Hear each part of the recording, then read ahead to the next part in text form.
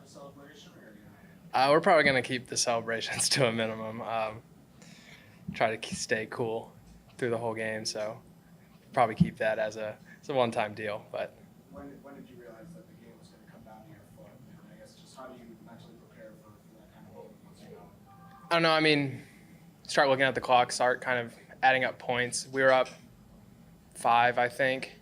Like if they go down and score here, then they're up 1 or possibly 3 if they go for 2 or whatever.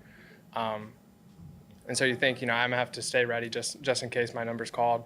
And then kind of staying calm. I mean, I think, I put so much faith in the Lord that He's gonna provide. And I mean, He's provided so many things beyond what I ever expected. And so, I mean, just having faith in that and knowing who I am and knowing who God says I am, and rather than, what the world says I am, and just kind of having that perspective. And I think that really helps me remain calm through adversity, good and bad times and all the things. You made winning kicks before, but not in this situation with that crowd in the first place on the line. Did you feel it at all when you went out on the field, the weight of what was about to happen? I mean, it was definitely loud, definitely the loudest, environment I've ever kicked in. But I mean, at the end of the day, it's doing the same job that, I prayed for so long and I've worked so hard for.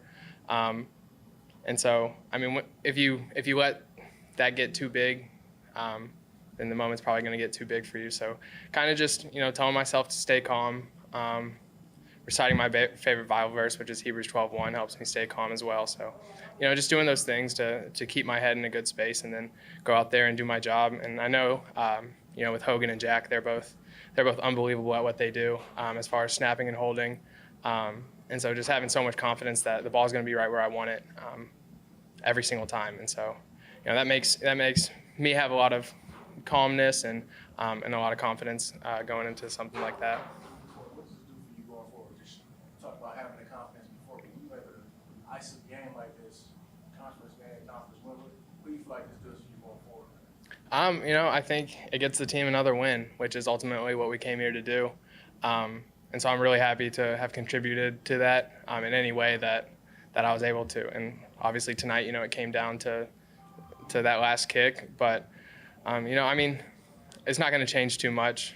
I'm still going to go home and be the same person and, show up and work and try to make every kick like I did before that. I mean, it's just – I think just staying calm and remaining the same person throughout everything, whether it's good or bad, is where I found that, leads me to where I need to be.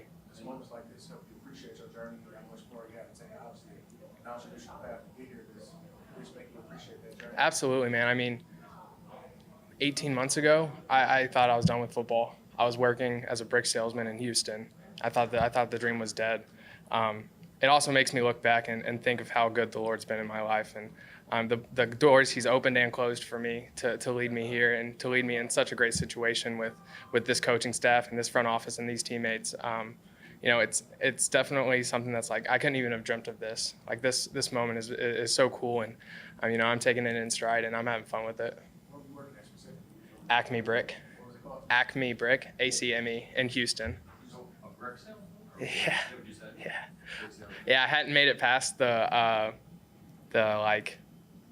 I was a full worker there, but I hadn't had my clients or whatever. I was still doing training kind of, so like ride-alongs and stuff like that. But yeah, I was training to be a brick salesman. Thought football was done, so I thought I had to move on with my life and do something else. But luckily, the Lord had something else in store. You don't miss that job? I think I have the best job in the entire world, so I mean I wouldn't trade it for anything. You got a game ball? I do, yeah, right here. What did they say when they gave it to you? I don't really remember. Coach Campbell started saying something, and then everyone started cheering, and I started smiling, and I couldn't really see because I get squinty. But I mean, it's so cool. That locker room is fired up for another win, and we're ready to go back to work and get ready for Tennessee.